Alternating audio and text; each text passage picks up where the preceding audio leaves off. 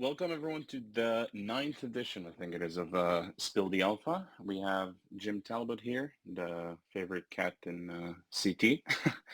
I'm sure most of you guys already know him. Yeah, I mean, I don't think an introduction is needed. Jim is pretty much one of the most predominant figures in CT, I think, when it comes to scalping and trading overall. I want to remind everyone that if you look at the bottom right corner of the screen, you'll see the chat box. You can leave any questions, any comments that you have towards myself or Jim. Feel free to ask anything. Yeah, I think we can go ahead. So we'll start with the first final question. How did you get into trading, Jim? Um, um, Sorry, it's been a while. I'm rusty. Well, I initially bought crypto like everyone else, hoping I'd get rich overnight. Um, and then I that didn't happen. Um, Surprisingly. yeah, so then I was like, why didn't it happen? What did I do wrong? And then I just kind of went down the rabbit hole. It just clicked with my brain, just how my brain works. Like when it comes to I just kind of obsess over things, and having all this data just to obsess over for hours, just kind of what I enjoy. So I just got into it from then, um, basically. Just basically looking at charts and order flow and things like that. Yeah, and to be honest, like I've always been very interested in psychology. It's kind of my main interest in life. And I just kind of realized how it's just like a live sort of hive mind of like human psyche, which kind of excited me and interested me. So yeah, that's kind of why. Um, Yeah, I feel like a lot of trading goes into really trading people and their reaction to things and how they're feeling and thinking. So yeah, that makes sense, especially if you're into psychology. Yeah. yeah. Did you actually how long did it take you to become profitable and actually call yourself like a trader or like a good trader? Um, I was kind of doing okay by the end of 2019. So like a year and a half. Mm-hmm. Um, the big shift for me was I had kind of a low strike rate because I was generally just swing trading when I first started. But then I got connected with Magus, and he kind of saw in me that I was better suited to sort of low time frame scalping. So I kind of spent, I don't know, 8 months sort of changing my entire system into a scalping based system, and it was very mechanical and methodical. And then I spent like most of 2019 becoming quite, consistently profitable. I'd get the odd bad trade that would sort of erase several days trading every now and then, but then 2020 came, and it was kind of hard to lose money in 2020 unless you're an idiot, to be fair. I got kind of lucky. I think, to be honest, the biggest sort of thing for me, like I got really adept at scalping during 2019 chop, and I think the big learning curve for me was actually changing the system to adapt to a trending market, because it was like my first real sort of trending market. So it took me a bit longer than I'd have liked to shift my sort of bias and approach to trading. But once I did, it went well. Yeah, I feel like a lot of people who have like this curve of starting to trade and all they do is lose money, and then comes a pretty long period of like just not losing money but not making any money either, Yeah. and then that's where it counts to like actually learn from your mistakes and stop giving the money back. Yeah. It's Um, almost like a unnecessary pressure on yourself to have the initial goal of being profitable. Your initial goal should really to be to survive, build a system, because you really need a backlog of data on how you perform and where your best sort of best market conditions, best approach to trading. You really need to build that data so that you've got your sort of percentages for win rates for certain trades, what days you perform best on, what conditions you perform best on. And people try and sort of run before they can walk. So the first like 18 months, I never really allowed myself to lose much money, but I didn't allow myself to make much money either. It was just like, it was building that foundation, so because you got to build the confidence before you can start sort of scaling it up. And I don't think people do that. I think they rush into it, with like the wrong mindset and the wrong initial goals of getting rich and stuff. Yeah, I feel like I think I listened to some podcasts back when I was maybe 2 years ago, and one of the biggest things that helped me understand, like, actually improve myself and improve my trading is John Rambo, this like famous Australian trader. He was talking about how you shouldn't focus on just making money, but just focus on making good trades and don't Totally, really man. look at the number every single time. Like if you take it's much better experience to take 1,000 trades where you're risking $5 a trade, let's say, but then gaining that knowledge of like, okay, so I'm like a 70% win rate trader, let's say. I've got the 1,000 trades to prove it. With that in mind, if I continue this same methodical approach and system to trading, let's risk $50 a trade or $500 a trade, because theoretically it should maintain the same win ratio using the same system and keeping the same strict risk Yeah, management, etc. But people want to risk too early without having confidence in themselves, and you end up panicking and making shit decisions, etc. So yeah, especially when you have all the data, you know what your drawdowns look like, and combining that with your success rate and everything, you can actually prepare for those things. Do you still journal to this day, or are you one of those who stopped? no, no, because I just don't really trade much, to be honest. I'll generally like if I'm actively scalping a good, if the market's in good condition, I'll do like a generalized journal, but it's predominantly based on how I'm feeling, sort of emotionally, physically, as opposed to like documenting the trades, because that's the biggest sort of factor for me in how successful I am. Because I'm generally, if I'm in a good place, like physically and mentally, my win rate is like very high. Um, but I take loads of I'm such a high frequency trader. It's just kind of nonsensical to log that many trades. So I just tend to jot down how I'm feeling in the morning, etc. And then it will basically, based on how I'm feeling, I'll then size accordingly for that kind of thing. Um, Basically. Yeah. Oh, that's interesting. So you just basically have a notepad and just write down Yeah, I all think it's that. more important to know how I am as opposed to how my trades are.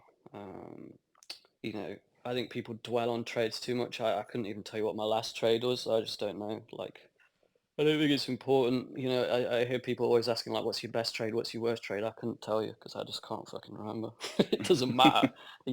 Is your profit up or down? That's all that matters. Yeah. You've said that you haven't been trading for a while now. Did you ever have this like, where your hands are itching and it's hard to just step away? No, I find it quite easy. Just because of the intensity that I go at, I have to be like, again, this is about the sort of journaling and where I'm at. So I think self-awareness is an underutilized sort of trait. I think it's one of the most important traits. And I know that I get very sort of blinkered and tunnel vision. So I have to sort of forcibly do something else. So I basically shift that focus onto something else for extended periods of time, so that it becomes refreshing again. Um, that's been kind of everything I've ever done in my life. So no, I find it quite easy. And the market's wank. Let's face it. Like, what are you doing? Like my sort of thing. It's a tough thing to say, but if you're sort of pressured to consistently trade the market day in day out, then you might have to ask some tough questions with regards to like the sustainability of that. Maybe it's something you should be doing full time. Um, like I same last year. I've had pretty much the same amount of time off as I did in 2021. So I traded. Obviously, I did my sort of schooling 2018, 2019. Traded just an obscene amount in 2020, burnt out, had 2021 off pretty much, and then traded the sort of bear market downtrend pretty well, and then I've just been off again since. Because, you know, people try and trade a trending market week in, week out, which is moronic, you know. I think Yeah, the I feel market probably trends like 20% of the time, if that, and the rest of the time, you know, it's about capitalizing on those good moments so that you can have a breather as opposed to trying to do the same shit every day. yeah, I feel like it's a characteristic of the crypto markets. You know, a lot of people just because the markets are open 24/7 and it's always there and all these like new coins popping up and everything, people are really just like afraid of missing out.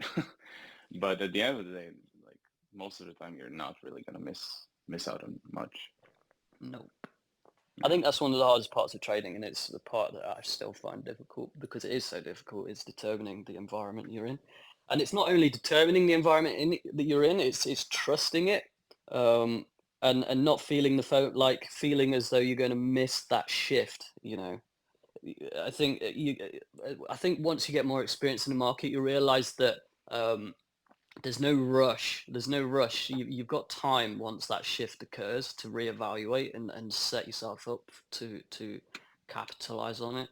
But I think people are so sort of on edge, ready to pounce when they don't actually need to, you know. So Yeah, I think it's basically just people are for some reason are really focused on just having those good entries and you know those generational entries. yeah, But you know if you actually look at any single trend, even if it's a micro trend and nothing really major, you've had a lot of time to adapt and to actually join in on any momentum shift and etc. And yeah, yeah, for some reason, people are just missing it out. I mean, even back in 2020 and also in 2021, the Fed, when it was already showing signs of slowing down and that, you know, a shift is coming in the Fed stance and just people were, you know, either too early or too late, most of the people, yeah. to I that think shift. the days of like prioritizing cost basis over market environment are gone as far as like the major caps, you know?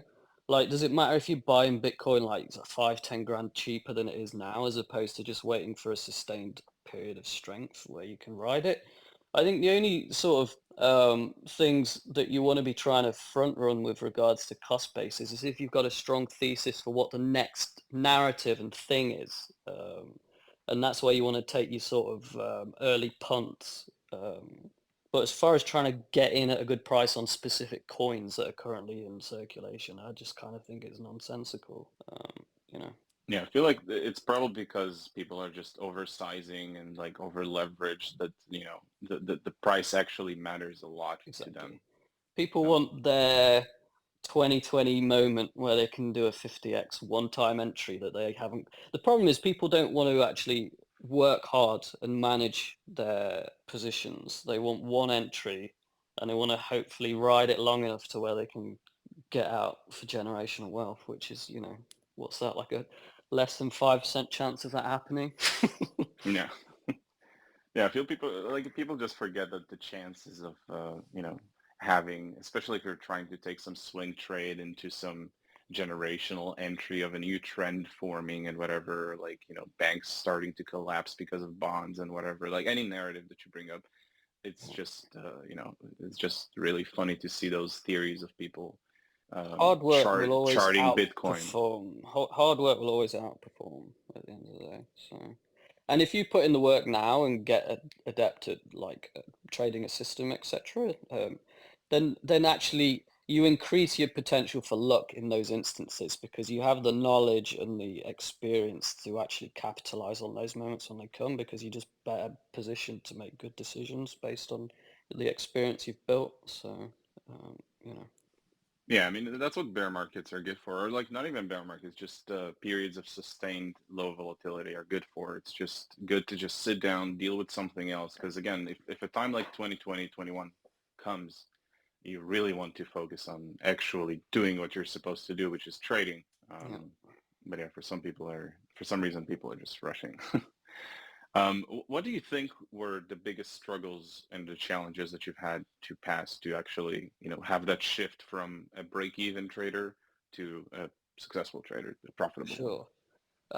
I think the hardest things for me. What are the hardest things for me? I'm trying to think of like three. I think position sizing's difficult. That takes a long time to sort of one scale. When you become profitable, actually the sort of the challenge mentally to actually scale and compound and increase your position size and what effect it has on your emotional sort of ability to manage trades is very difficult. Um, because the more money you make, the more then you start risking and everything, and it just messes with you mentally. That can be difficult. And also just sizing with regards to like expected value of the trade. Like there's been loads of instances where I've been undersized relative to the expected value of the trade, and then there's been instances where I've been oversized on low expected value trades. So that's difficult in my opinion. What else? What How did you else? manage to actually pass that? Just by journaling and making sure that you're like focusing on what was the cause to those things? Yeah, I think journaling helps with regard, like, so me personally, like when I first started, I had like a three-tiered structured system for position sizing. It was very rigid, very strict, and I had certain criteria to make it either a tier one, a tier two, or a tier three trade, and then I would position size based on that. Um, so that helped. But there's still instances now where I'm not adequately sized for certain trades and stuff, because a lot of it's mental based on your conviction and stuff. The trade could be A1, but your conviction might not match it, and then that's the stumbling block. And that's an emotional input that you should try and sort of alleviate. So yeah, I mean that's still a challenge for me now on occasion. That still trips me up sometimes. And another sort of mistake I would make initially was you'd get into that zone where you're winning so many scalps. Like you'll start the day with sort of low conviction, low size, and you'll be on a heater, and then as soon as you scale up based on your confidence level, that's when you take a shit. You end up giving back like 12 fucking scalps in one. So a rule I used to implement is whatever sizing I started the session at with scalping is the size I would continue with during that session, um, kind of thing. So just Yeah, I little feel rules like like that.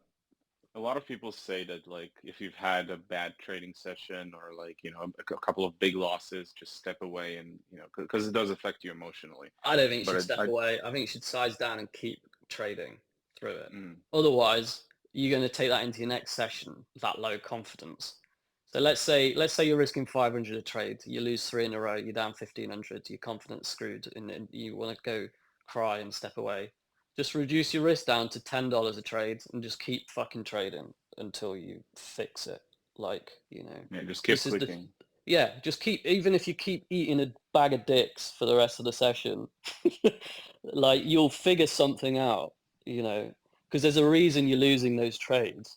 Um, so you just got to work through it. This is the thing, like people want to learn how to win, but it's more beneficial to learn how to lose. Because if you can keep losing and it not affect you mentally, that's where you're really winning. Yeah, I feel like that's Winning's why easy. trading, Winning's easy. exactly. Yeah, nothing teaches you how to lose besides organized sports. Yeah. Yeah.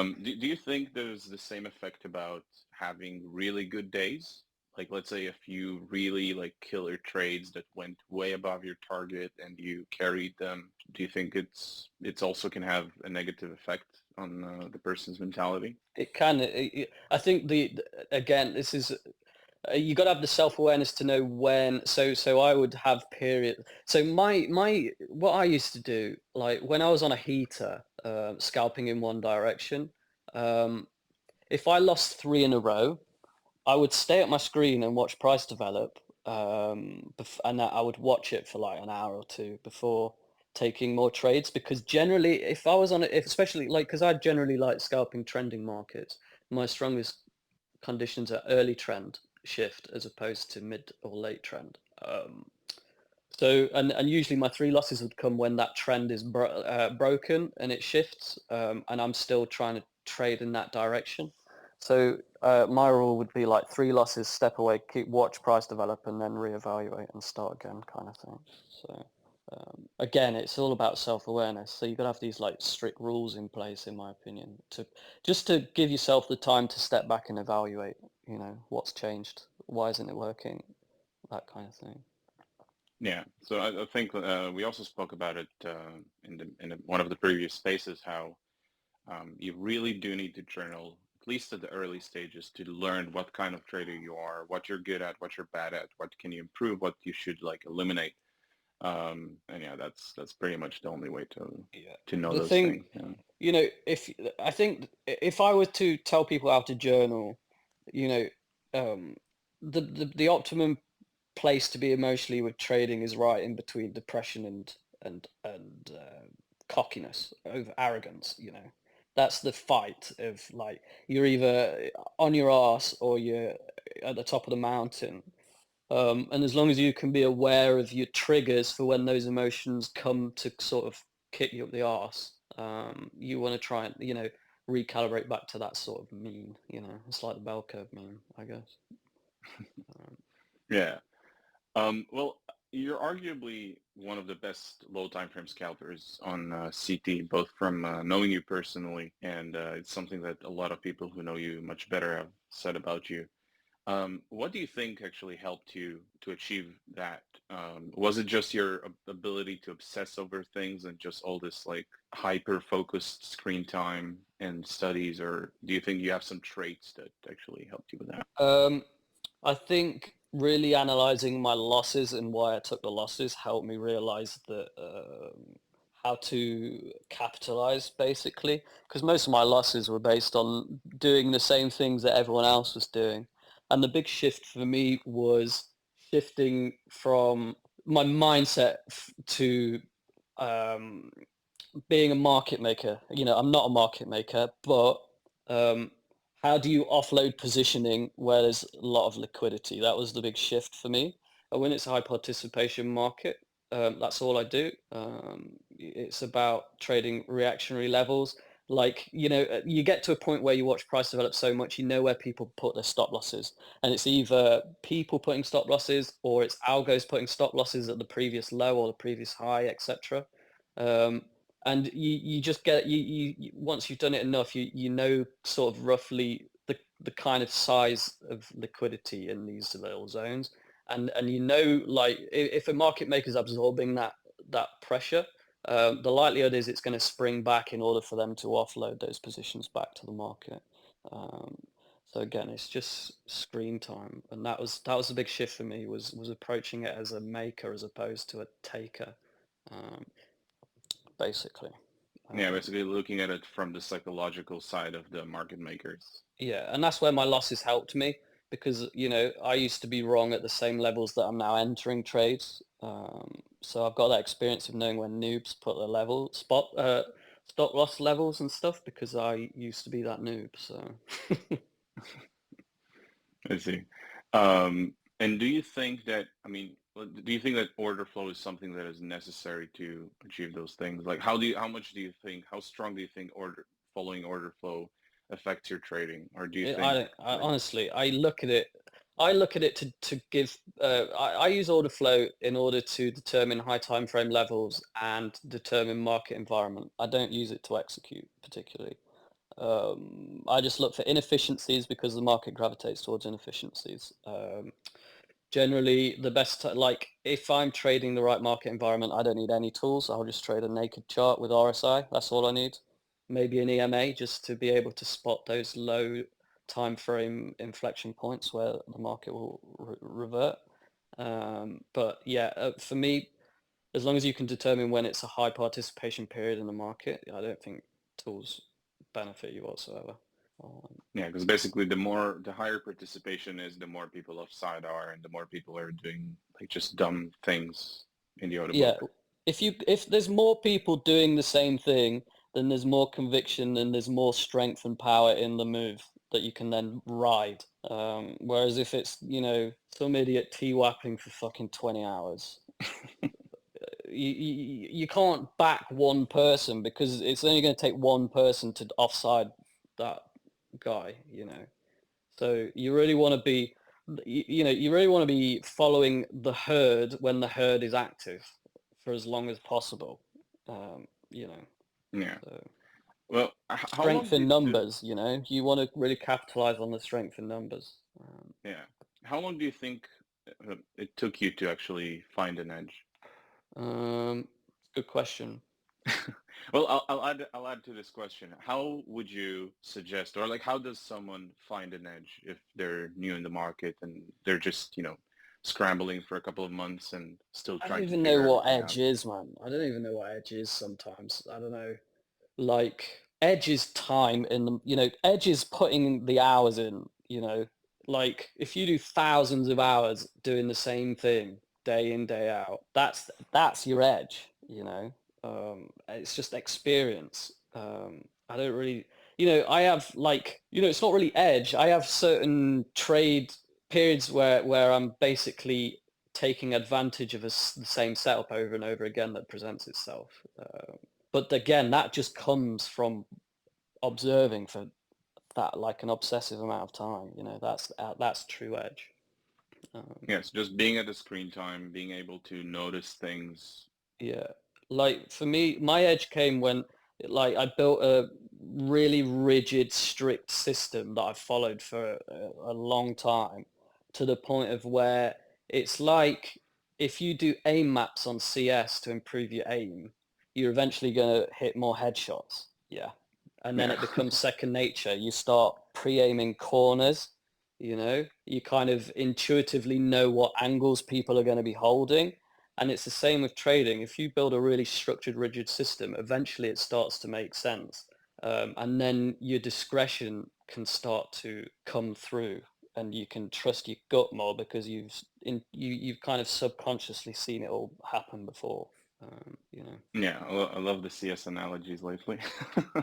Well, Um, scalping is really gamifying trading, because like if I started scalping tomorrow, I'd have to go to tiny size because it's all muscle memory. And if you're scalping several hours a day, the market has a natural rhythm to it based on its participation levels, and it takes you several sessions to get into that rhythm. And then it's like it's like playing music. It's like BPM. The market has like a BPM, and once you get into that rhythm, scalping becomes very easy. And it takes a while to get that muscle memory and get into the rhythm of the market. And once you're in that rhythm, you're just kind of subconsciously clicking, really. So it's like salsa tequila says, they just keep clicking. So yeah, I liked how he wrote a couple of weeks ago that no matter if he's trading or not and how, what's going to happen in the market, he's going to show up the next day and continue watching the market and yeah. participate in it, even if it's with small size and whatever. If I So, scalp tomorrow, it'd be fucking horrible because I've not done it in like 12 months. But if I did it for 5 days straight, 6 hours a day, I'd probably be pretty good next week. yeah. But it's Is not a there a market. reason that That's the kind of time you need to put into scalping, and it's not a market environment that I want to put that time in right now because I'll just be depressed. Yeah, you've mentioned that you started shifting more of your time towards trading traditional finance, hmm ES and Q. Um, I mean, you haven't traded. You started only with crypto, right? This is something new Yeah, to you. Yeah. yeah. I What? started trading ES. This must be this year. I can't lose track. And I was scalping Yeah. it earlier in the year, but then the last sort of few months I've just been traveling. But the reason I like ES, and again, it's just because it's the only market where there's actual participation happening. So I can basically copy paste how I trade crypto onto that market. It's the same reactionary levels, it's the same stop loss levels, it's the same liquidity, pockets, whatever you want to call it. And it just works because there's actual people trading it. Yeah. The only trade I've taken on ES, I just take the same trade when it presents itself as many times as I can, generally between Monday and Wednesday are the best days. Um, you just mark the high and low of the future session, and you basically trade a sweep of either of those highs and lows into the cash session, because it pretty much plays out like twice a week at least. It's just like the most noob shit ever. And then if you get a daily candle that opens flat, you just fade it back into the cash open, and it will, like 99% of the time, sweep the open within the first hour of the cash session. So Yeah. just noob Well, shit there you like go, that. guys. That's the trade of the space. We can wrap it up. Yeah, it's just um, honestly, I just the only shit I look for. Like I used to leave like a half percent either side of the daily open when FTX was a thing. I did that for months, and I even tweeted about it. And people still didn't copy trade me, but I left basically a 1% spread either side of like 0.5% either side of the open. And every night FTX would rebalance the books, and you'd get a whipsaw fill, and it'd be like the quickest like free 1% every day, pretty much. It was yeah. stupid, Honestly, trading times with FTX were just amazing. Like, stupid, I don't man. remember where. I think it was an interview of someone that I read, or I'm not even sure where I saw it, but it's like all market makers of crypto were talking about how all their strategies are more profitable on FTX specifically. Yeah, they were Um, retarded. It's no wonder it's no wonder they blew up. They were like yeah, stupid, beyond stupid. yeah, that was They're the ridiculous. worst execution I've ever seen. But so do you feel that like anyone that is profitable on in crypto can actually copy trade their strategy pretty much into trading traditional You'd be finance? more profitable. Anyone trading No. crypto, if you're a trader and you're still trading crypto, you're an idiot. Like, I know, I'm sorry that you're literally promoting crypto right now, Yeah. but Thanks. you're literally stupid trading, having this as your primary trading market right now, because it is so down on participation that you're literally going to work at a disadvantage every day right now. You're making life harder for yourself. It's so much easier trading other markets right now. Yeah, I've actually been trading ES for a couple of months now, and I think for me the biggest challenge was just disconnecting the two markets and not letting my my high time frame bias on either of them affect the other. You want Um, to know a really good advice for people, because yeah, it go will ahead. absolutely save you. Well, it won't save you. It will really just honestly blank out price from all your charts. You know how you can change the font color and stuff. Make it the same color as your background, because price is absolutely irrelevant. The only reason price will mentally fuck you every time. It means nothing. It means absolutely nothing. Price is irrelevant. It's all about flow and price action and levels, liquidity. It doesn't matter if it's 30K, 20K, 60K, 100K. It's going to do the same thing irrespective of price. Price is just, it really doesn't matter. It's stupid. Yeah, that's interesting. I think I've seen Marusha trade naked charts as well, with no price either. I've never tried it, but maybe I should. Yeah, trust me, price is stupid. The emotional response to like 30K, 29.9K, stuff like that, it's pointless. It's so dumb. Yeah, And definitely. the market can be so different. Like 30K 2020, 2021, bullish, super strong. 30K this year, absolute limp dicked, but people respond to it in the same notion because the price is the same. It doesn't matter. Like, it's about people's interaction as opposed to the price itself. People Yeah, so get basically bullish the because thing, Bitcoin's 30K, but it's not been bullish at all. It's been pathetic. yeah, basically the price blinds you and affects your bias, pretty much. Hmm. Yeah. Um, I wanted to ask you. Oh yeah, I wanted to ask you about the yearly candle. What do you think about that? Because you I spoke will about trade the back below that, I'm sure of it. yeah. I'm happy to wait for it as well. I'm not going to try and trade down to it. The problem I have with the market now is I kind of have a good sense of where the market wants to go and will go. But the fact of the matter is, there's no one willing or active enough to actually sell it down to that demand. And we kind of ran out of people that want to buy the market up. So, I just see it doing this No, because, until Sailor gets another bunch of money in TWAPs yeah, for three you days. know, demand is down, but no one's going to sell it down to test that demand. So we're just going to get this dirty, slow bleed crab market Yeah. until either Binance goes tits up or Sailor, I don't know, slips down the stairs or something. Yeah, the whole Binance situation is actually hilarious. And like this morning I woke up and my whole feed was filled with pictures of Caroline. That was just ridiculous. Um, well, you spoke about scaling down and scaling up. Just wanted to go back to that for a moment because that's interesting to me as well.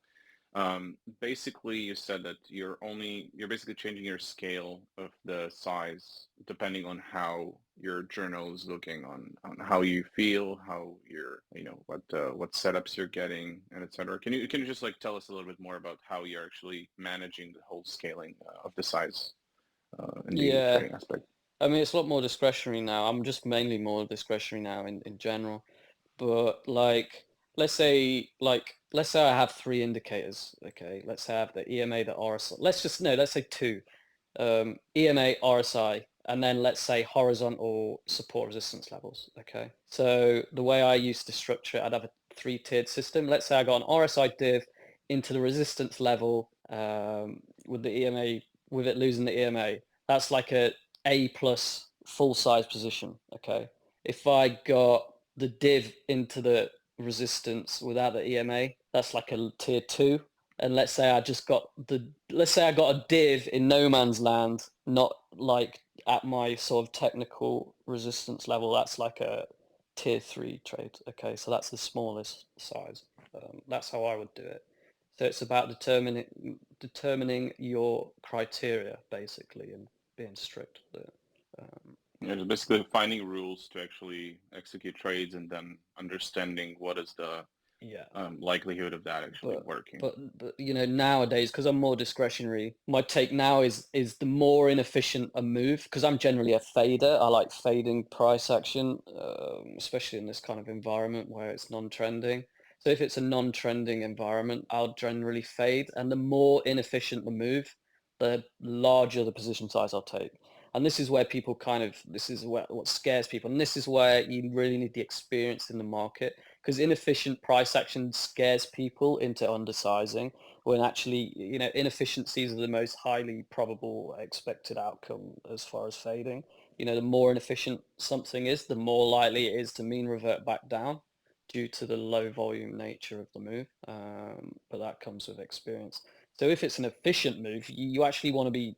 This is where people fuck up. They take positions in really efficient areas where the price has spent the most amount of time developing, because the biggest cuck of the market is people will put support resistance at a point of control, the heavily contested part of the market. And as soon as it like trades above the POC, people will long it as support, and it'll end up mean reverting back down, and that's where they get cooked. Or it'll lose the POC as resistance, and they'll short it, and it'll bounce back up. Whereas if you work with the extremes as far away from that POC, that support resistance as possible, that's where your expected value increases. And that's actually where you want to be sizing your trades, as opposed to sizing at the most heavily congested area. Because if you're trading at point of control, you're basically entering a trade at where price wants to spend the most amount of time. So you're less likely to actually make any money. Yeah, you basically want to look for the areas where least people have been active Yeah. and can be punished. Yeah. Yeah, You want to be taking trades where price spends the least amount of time. And you want to be taking profit where price spends the most amount of time. That's at least how I trade. yeah, that's a Because how good many times general have you baseline. and how many times you get a trade at fucking support and it's just stayed there for days, done. Yeah. Because Just before we move on, I just want to remind everyone that there's the chat box on the bottom right corner. If you want to leave any questions for the end of the space, we're going to go over them with Jim. Yeah, you want to say something, Jim? I'm just reading the stuff in the bottom. Yeah, Camels we'll go over it cooking chicken. towards the This end, I can't be think. part of this. Camels cooking chicken rice. Yeah, yeah. Well, I want some camel. Um, well, I think I want to go towards the profit-taking part. You're obviously famous for taking profits. Yeah. And why do you think so many people are so bad at profit taking? Is it just greed, or do you think there's more to it? Oh, there's loads of reasons. There's greed, inexperience, laziness, that feeling of what if, the inability to re-enter the trade and take it for another few hundred points or whatever. Yeah. I think it's just inexperience. You're actually better off breaking a trade up into, let's say, 3 trades because you're going to get much more data and much more experience. That's why I performed so well in 2021 because I had such high conviction from like 65 down to 20 that that my conviction was so high that it gave me the freedom to break the trades up into multiple trades as opposed to trying to ride one swing down. So if you got Yeah. conviction if you got a conviction in a trade, try break it up into multiple trades because generally you'll get expansion, consolidation, expansion, consolidation. You know, if you've got a point A and a point B, as soon as the market starts to consolidate, take profit because then you're going to avoid round tripping back up to a retest where it's going to add hours and days to your trade. Just take profit. And then when you've got that profit log back, like in the bank, it frees up your mind and ability to make good decisions. And it gives you the ability to give some money back. So you can be a bit more aggressive in your next trade. And you can enter another trade within that consolidation. And you write it down a bit more, you know. For me personally, one of the biggest factors of my trading is time within the trade, okay? I want the least amount of time exposure for the max amount of gain that I can, okay? So if that means I capture 1% in 20 minutes as opposed to 2% in 3 hours, I'm going to take that 1% in 20 minutes every time because it ends up working out, you know, it's like a better hourly rate, you know? So that's a big factor for me. So I want to try and capture, you know, the quickest amount of time possible, and then I'll just sit out the consolidations. So Yeah, I feel like I the mean greed that's is you know, and the what if thought is probably one of the biggest movers. But I mean, probably the biggest. Like, did you actually ever experience it? This like issue with taking profits and like what if or whatever? oh yeah, especially this year. This year mainly. So the reason I've round trip trades this year is just pure laziness because I really can't be asked to be at my screen managing trades. So I just kind of punt a trade and I'm like, yeah, hopefully it goes here. If it doesn't go here, I don't really care to be honest. So that's been my issue this year. But generally, you know, um, and you know, I've been taking poor trades this year just to try and capture sort of bigger moves where I don't really think about it too much. Um, but you know, it's just I'm not risking any money really, and I just don't really care. Yeah, Yeah. I think I had this issue, especially when I was, trying to scalp and take lower time frame trades. Suddenly it moves in my favor and I turn it into a swing trade or something like that and try to keep it for longer and whatever. But yeah, it's something that I'm still dealing with personally. But I think one of the biggest things that helped me was probably cashing money out of crypto. Every single time I do it, it just feels the money turns real, and it makes you understand. Okay, I should cash out regularly, and it's actually something I learned from you in particular that just cashing out money at the end of the session, taking it out, going back to the same amount I started with, and especially in a market like now, I feel like it's the most proper thing to do. Yeah. There's no rush to compound and whatever. I think one of the sort of difficult parts of becoming a scalper is taking the same trade. Sometimes it can take like 4 entries before that trade actually plays out. And that can be quite challenging to just like close break even, give it 5 minutes, try again, close at break even, try again, close at break even, try again. Right, now we finally got a runner. Because generally when it comes to scalping, if you enter a trade and it doesn't move almost instantly, then you're more than likely wrong. So you got to be so quick to act. That's one thing Victor's good at. I've watched his streams before. Um, Yeah, you got to Victor's be really trading is just adaptable. insane. That's like next level Yeah. autism. The thing with scalping, you got to really minimize drawdown. Even if you're closing good trades before they materialize, you got to be adaptable. And you got to just keep re-entering, like kind of thing. So, and this is where like having a backlog of trades is good because if you know you're profitable in the long run, then those kind of like initial closes where price isn't moving yet, don't bother you. You know. Yeah. I feel like scalping is something that a lot of people are interested in the crypto space in particular. And how would you suggest someone to get into that? Like, just open an account with like $100 in it in Bybit or whatever, and just Um, screen I time, would, I take would, I wouldn't, trades, I would suggest people don't scalp because I or don't like think people are. traditional finance, like I would say don't because I think most people are going to be shit at it. To be completely honest, you really gotta have like some turbo fucking tard brain to make it work. That's why there's not many in this space, you know. I think people would be better off trading like a main style approach.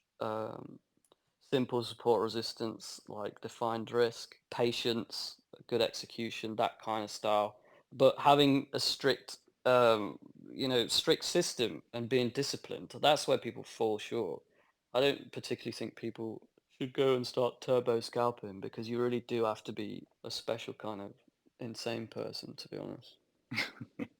The reason I scalp is because my problem is like massively ADHD, and the more I can stop my brain from actually thinking, the better I perform.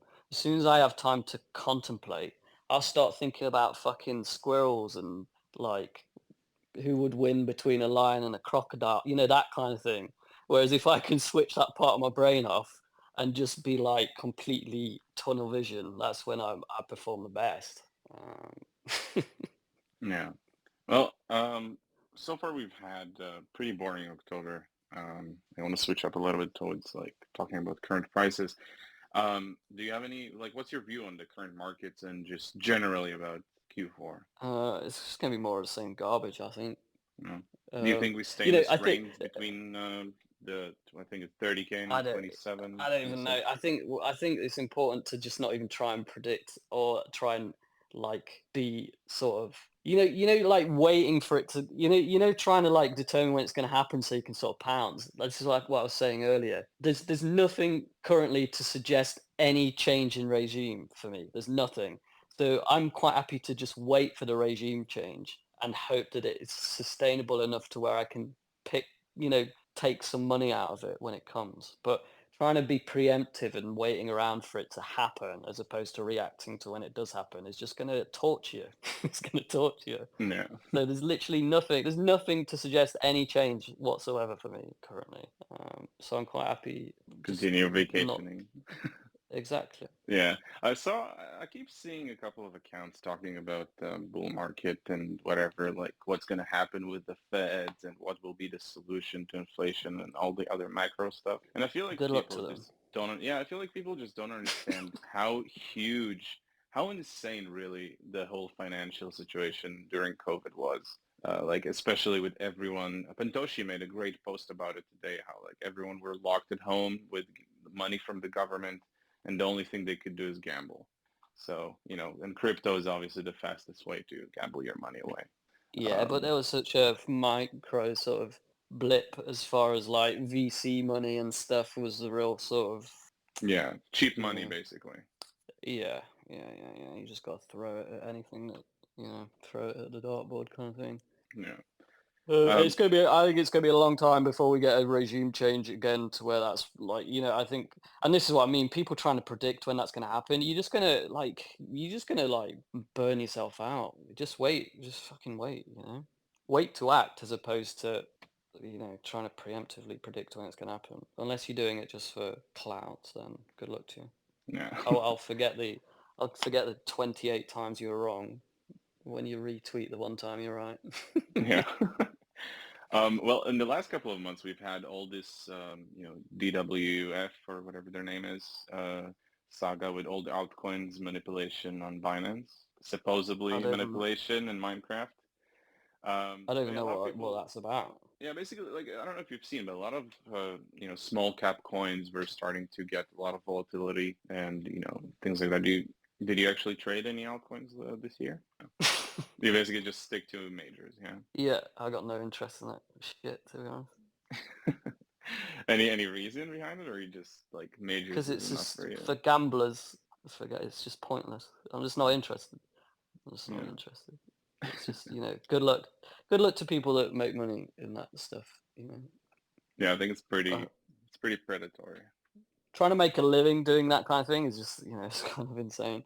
if you're like 17 living at home and you've got your like pocket money and you're trying to turn it into something, then fair play to you. Yeah. But I'll trade lean hogs before I trade fucking Shiba Inu poo poo Wii coin or whatever it's called.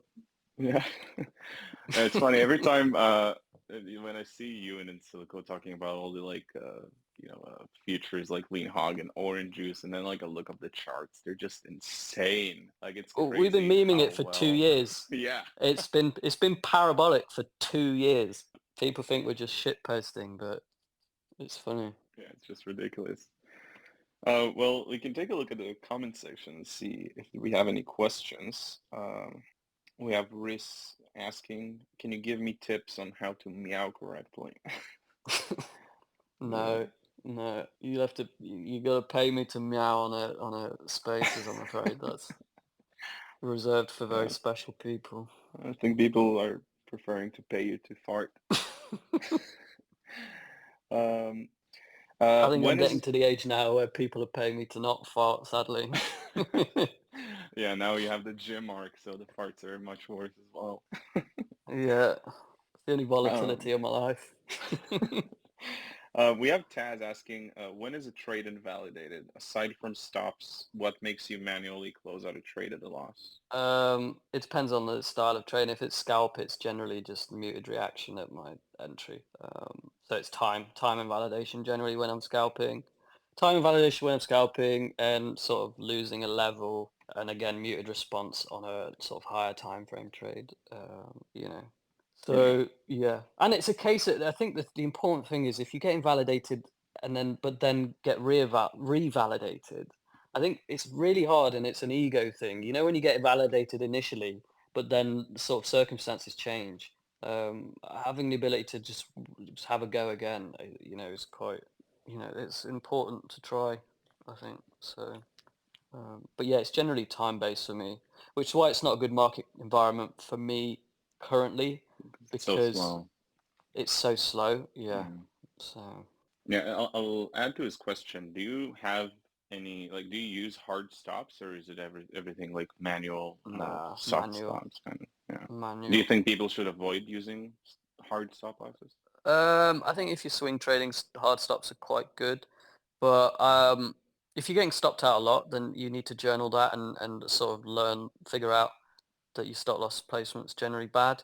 Like one thing that I used to sort of tell people on my live stream was, and it helps a lot of people, whenever you sort of plan a trade, so you have your entry, your stop loss, your target, leave some bids or asks at your stop loss, because it's amazing like how many times your stop loss will be the liquidity needed in order to spark a move in the opposite direction.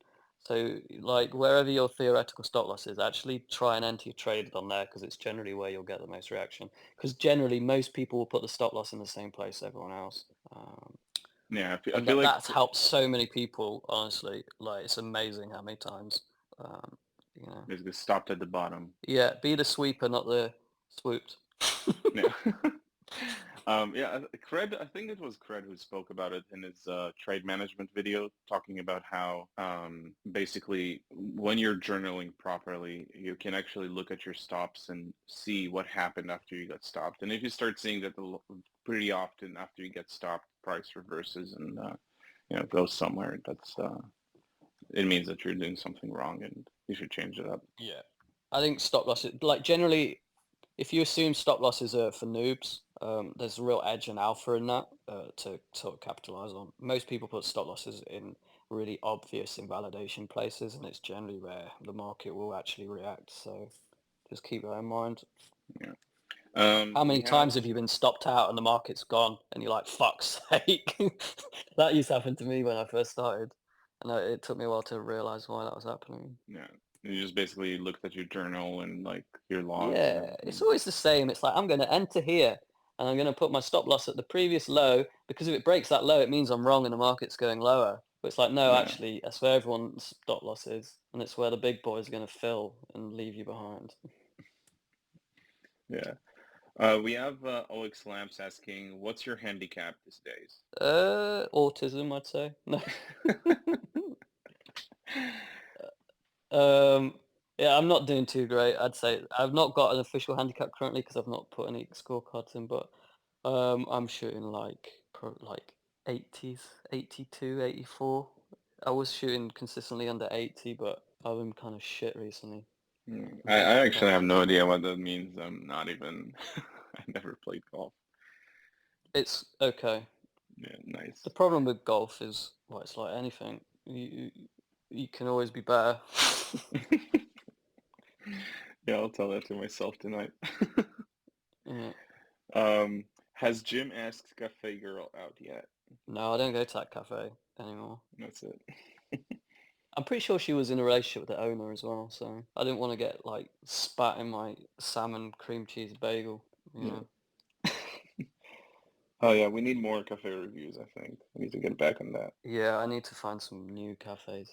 Nothing's the same since I got back from Asia. Yeah, well, I mean, Everything tastes like fucking cardboard since I got back from Asia. yeah, I haven't been to Bali, but I've been to an island in Thailand called Koh Phangan, and it was just insane how an island in the middle of nowhere can just have better produce and better quality food than like, a central city in Europe. Dude, I got back into London from Singapore and I went to this place called Pret a Manger. It's like a generic cafe, like Starbucks. Yeah.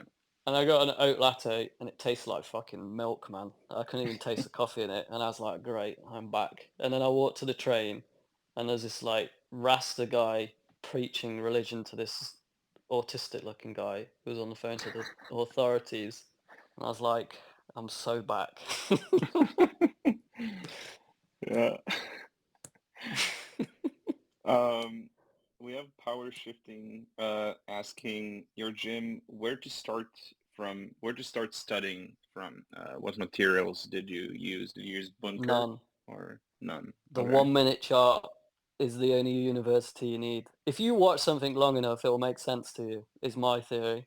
And it will make sense to you. It doesn't matter what sense it makes to anyone else. You'll eventually find the sense in it for you. Yeah. Yeah, I think too many people count on like learning someone's teachings or Yeah. strategy or whatever and just following it religiously instead of Yeah. actually taking it and like, giving it their own flavor or Yeah. whatever. Yeah. Um, Let's see. People are asking about what's going to be the catalyst to break CZ's manipulation of BNB and where will Oh he man. finally Well, you know what's capitulate? really funny is no one's actually really actually acknowledged and realized that we get market-wide bounces anytime BNB interacts with that 206, 210 mark. Every time. It's nothing to do with Bitcoin or ETH bottoming. So every time BNB comes into that zone, the entire market bounces. And BNB generally outperforms everything on that initial bounce, which is kind of sus. And the fact he's talking about burning supply right in at that 206 zone, and the fact they're launching shit coins every time it comes into that zone, I'm just waiting for the ticking time bomb personally. I think the market will.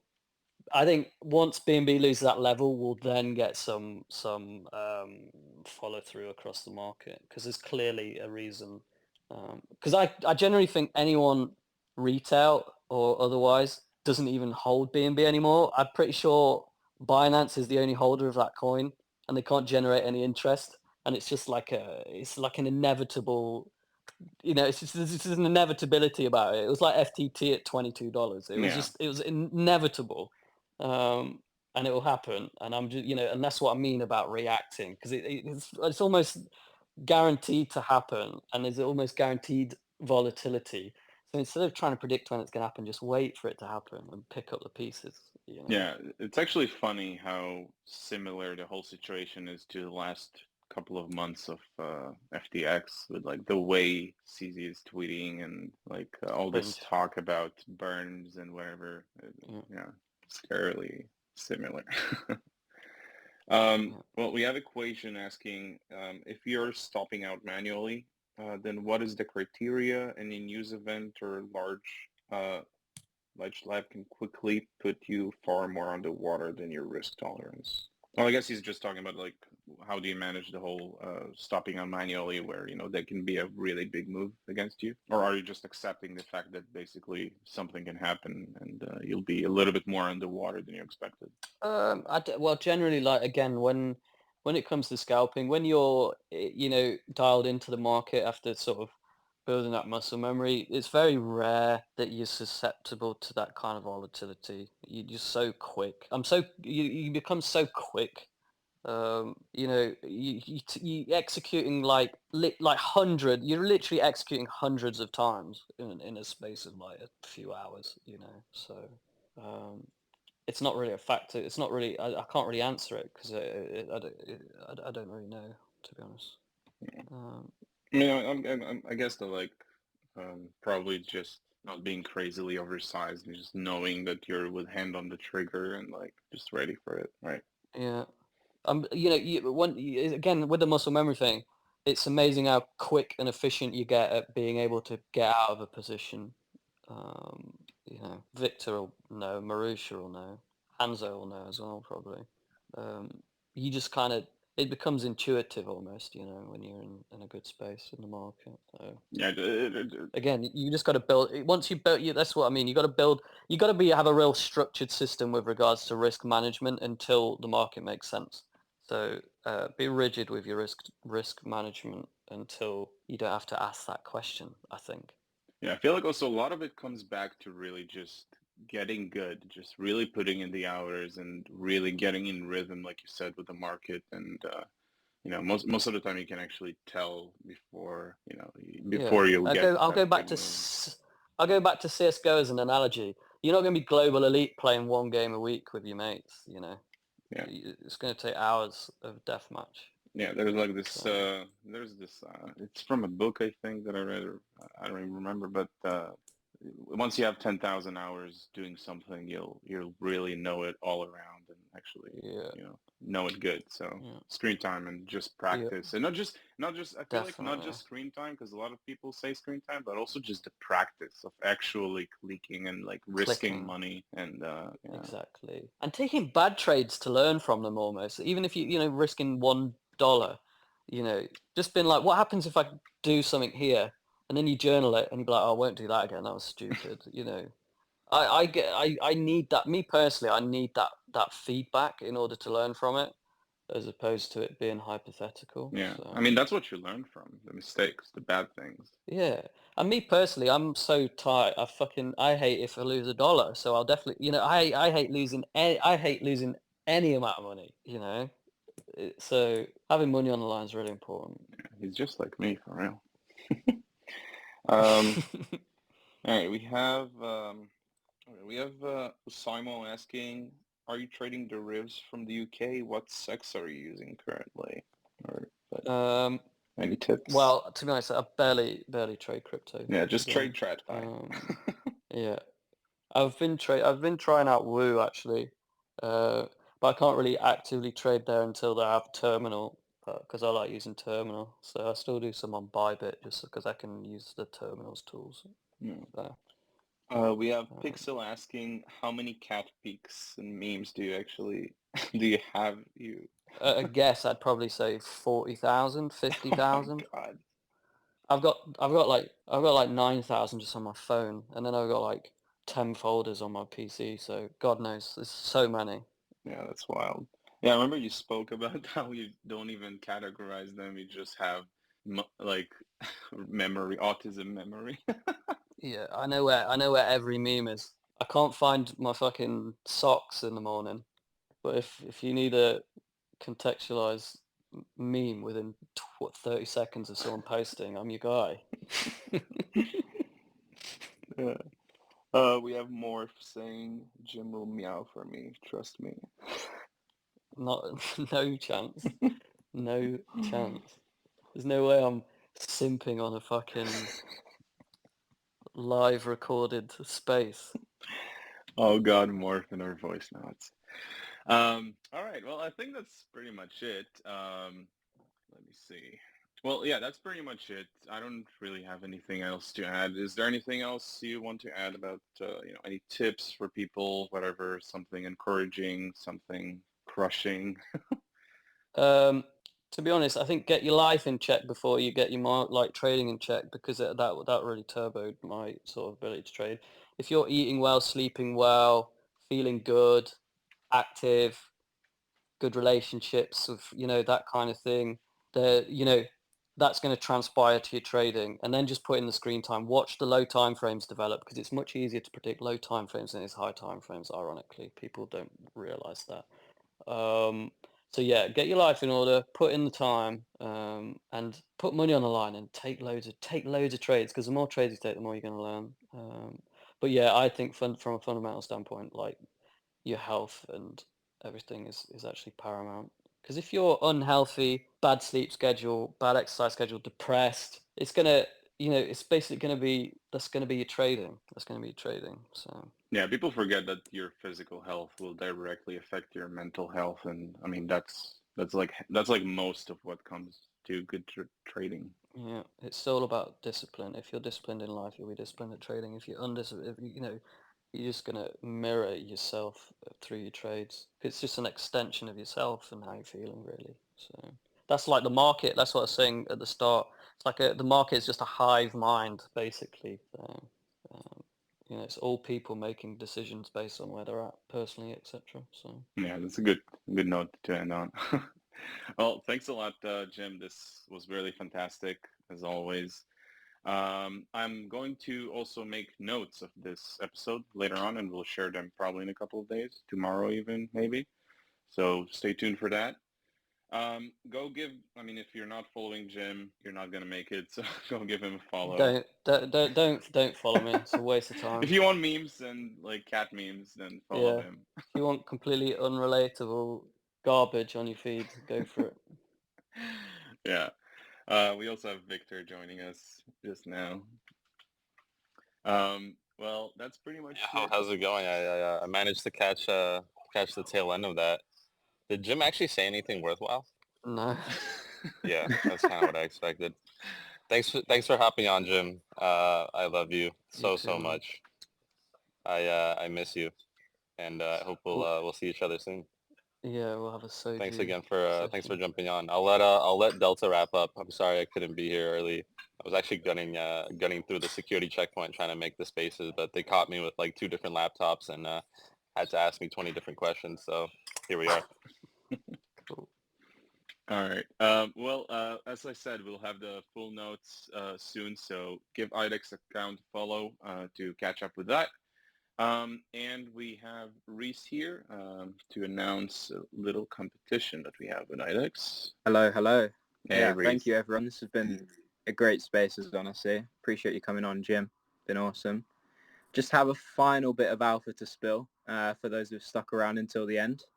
We're going to host a October meme competition that starts today, straight after this spaces.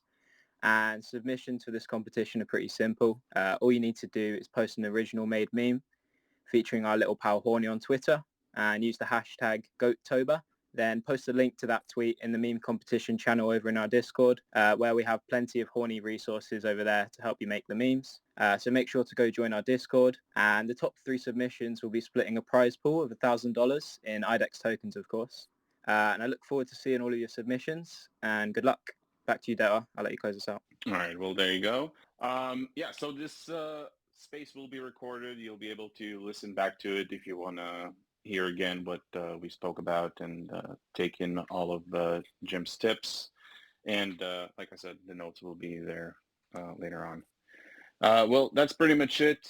Thank you guys for joining. It was a pleasure. Jim, thank you again for coming on. Always a pleasure to talk to you. I feel like people learned a lot. And yeah, have a nice evening, guys, a nice morning, wherever you are. Yeah, stay tuned. We're going to announce the next episode next week. All right. Have a good one. Meow meow meow meow meow Meow, meow, meow, meow, meow, meow. meow.